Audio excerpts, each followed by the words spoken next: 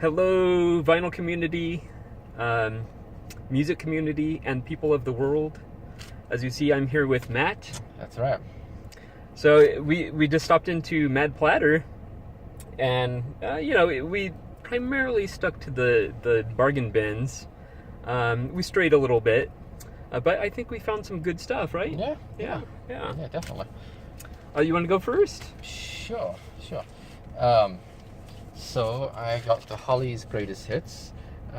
I did not have anything of theirs on any format, not just vinyl. So it was kind of cool. This was $7, and it has most of the big hits on it. He Ain't Heavy, He's My Brother, Just One Look, Bus Stop, and a bunch of others. So yeah, this looks like a later press because it's on that blue Sony Epic label. Yeah. The one that you see from the 80s. So even though it has a 1973 copyright, I'm pretty sure this is an 80s repress. But yeah, $7. Can't go wrong. Good deal. Yeah. You go ahead. And I have a little bit of a collection going of Sammy Hagar. So this is All Night Long. And as you see, it's a cutout. I was mentioning to Matt that his albums seem to have a red theme. There's always red on his covers, so which it's not my favorite color, but the music is good, and he's kind of a go-to rock artist. When I just want to rock out, he's one of the go-to artists that I play. So I think it's a gatefold actually. Oh. Yeah. Oh, that's cool. Yeah. Is it a live album? There we go. Yeah, live album. Yeah. It's my first live album by him. I'm not huge into live albums. I do prefer double live albums, but it's Sammy. All right, what you got next? Well, I bought a few 12-inch singles, but I'll just show the one and then we'll go back to the track. Yeah. So this is the Shaman, Boss Drum, and Forever People. I got the CD, the Boss Drum CD that these tracks are from, and I showed that in a recent video. But so this has 2 tracks on it. Both of these were released as singles in the UK, so both hits. Although this has a New York address on it, so I'm guessing this is a US pressing. But, 90s dance music. Excellent. Yeah. I know you love your 90s dance music. I do like that. Yeah, that's very true. I do like that. Were you a clubber back in the day or what? No. No? No, when these tracks came out, I was like 13, so... Oh, okay. So, yeah, a little young. Yeah, a little young for that, but... Okay. It's just kind of what I grew up with. Yeah, I mean, the 80s music, of course, but then when I was a teenager, the dance music kind of was in, and in a way it's never left us. Like, I feel like a lot of the modern pop music now is what would have been considered dance music. Exactly, 25 years ago. Yeah, exactly. Alrighty. What you got next, Greg? I have a lot of Herb Alpert. I'm not gonna lie. I've never seen this one. Definitely, one of his later albums, 1987 actually. Again, never seen it. I had picked up another 80s one like a year ago when I went to Big Bear, and that was like $1. This was $2, so I'm curious about his later stuff. He's still making music now. Oh, is he? So yeah. I've never seen that album either. I know it's sort of kind of almost a long-standing joke about Herb Alpert and thrift stores and that, but I've never seen that album. Yeah, so the latest one I've ever seen is Rise. But I think that's from like 79 or 80, something like that. So, right around there. Yeah. So that's several years later. Yeah. So I feel like there's a good find, and it'll be fun to listen to it. But it's Keep Your Eye on Me. So there we go. Cool. All right. Next up, another 12-inch single. This is M People Moving On Up. Again, 90s dance music. This came out in 94, I think, if I remember. And they not too much to say about it. It was a big hit in the UK. It was like I want to say it got to number 2, I think, in the UK, something like that. So it's got the actually doesn't have the single mix on it. It's just got a bunch of Interesting. other types of mixes on it. So, well, one of them is called the master mix. So I'm wondering if that is actually a single mix. Maybe. And I guess somebody put a sticker on the back too. I can feel it. Huh. So yeah, $2. Yeah. Yeah. It always intrigues me how certain songs will be a hit, like in the UK, but not in the US, or vice versa.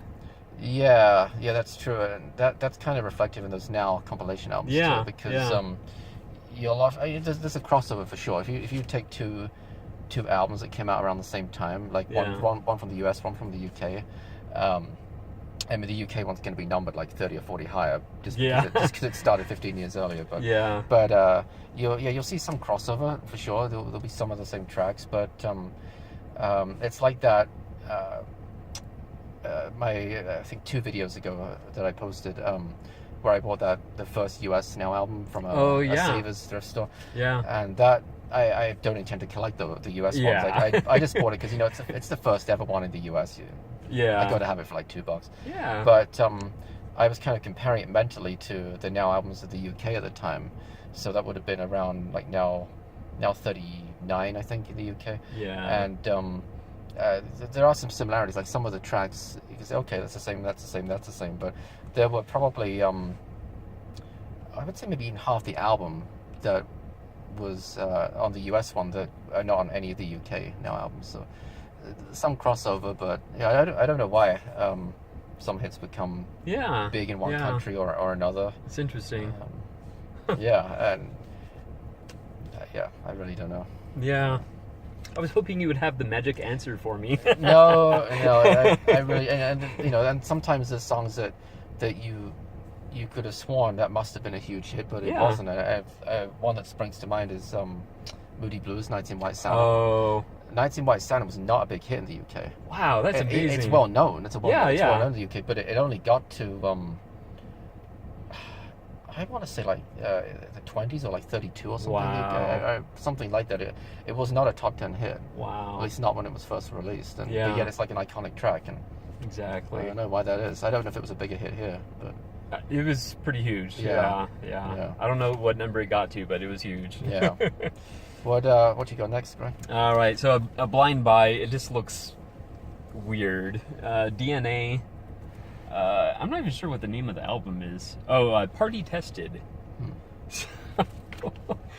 It just looks bizarre. It does have Rick Derringer, guitar synthesizers, and vocals. And Matt and I were joking that the song "Doctors of the Universe" could have something to do with Doctor Who. Obviously it doesn't, but what's the year on the album? That's a good question. 83. So. Oh, okay. So it's gonna have that good 80s sound, I'm sure. Yeah, I was saying to Greg in the store that there's a DNA that I know of that did the remix of Tom's Diner with Suzanne Vega, but that was in 1990. I can't imagine that's Rick Derringer. I can't imagine that's the same. Yeah. That's even related to it. Yeah. Yeah, but a blind buy, and it just looks quirky. So. And it's still in the shrink. So. Still in the shrink, yeah. And the little hype sticker special price. And it was that $2? Yeah, $2. Yeah, it was a special price. Yep. Yeah. All right, I did get another M People. Sorry, but another M People 12-inch single. One Night in Heaven. This is another big hit of theirs in the UK. I think this is 94 again. Yeah, 94. Mid-90s dance music. Yep. So yeah, not too much to say about it. This one, again, I think it's just a bunch of mixes. This does have something called a classic mix on it, so maybe that's a 7-inch single version. But yeah. But yeah, $2. Very cool. I'll be interested to hear those. So maybe we can have a listening party sometime. Yeah, we'll have to do that. Yeah. I mean, with these singles, it's always a little. I also have to kind of pause because I do have them on compilation albums. Yeah. But I have so many compilation albums from the 90s that it's kind of hard to avoid that with whatever it is. So. Yeah. That's true. Yeah. My turn, right? It's your turn. All right. So the Willie Nelson collection is really coming along. So now there's a slim possibility I might have this. The Minstrel Man? Yeah, the Minstrel Man. From 1981.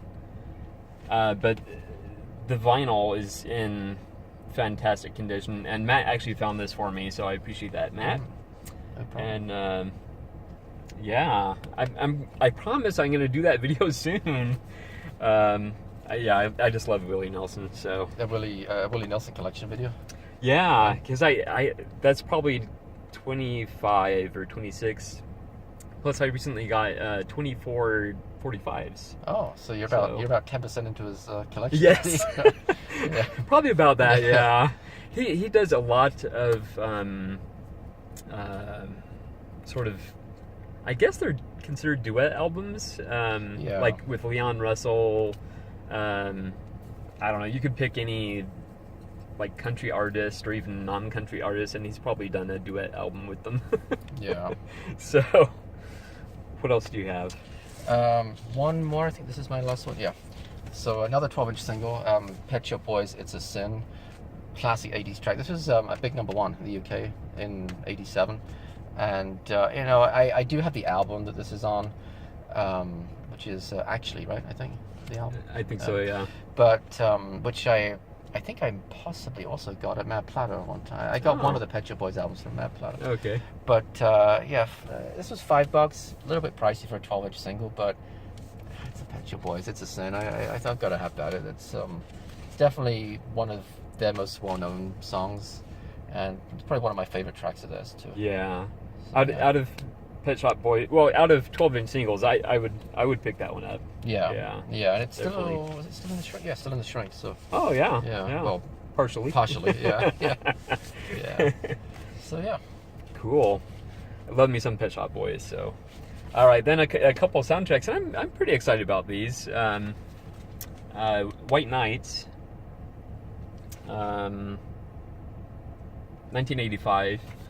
It has Phil Collins, Robert Plant, Roberta Flack, Nile Rodgers, John Hyatt, Chaka Khan, Lou Reed. Yeah. So those are just highlights, but This is probably a bit embarrassing, but I don't think I've ever even heard of the movie. yeah, I don't think it did too well. It had Mikhail Baryshnikov in it, and then Gregory Hines. So I don't think it did too well, honestly. But it's got some good artists on it. Yeah, a good soundtrack. Yeah. But even better than that, I'm thrilled about this one, The Color of Money. This is, I mean, most of the movie is spent in a bar room playing pool, so so you have the likes of Don Henley, Robert Palmer, Eric Clapton, Mark Knopfler, Willie Dixon, B.B. King, Warren Zevon, Robbie Robertson. Yeah. Wow. That's going to be a killer soundtrack. Yeah. Definitely. And I do collect soundtracks, so. Well, that's it. It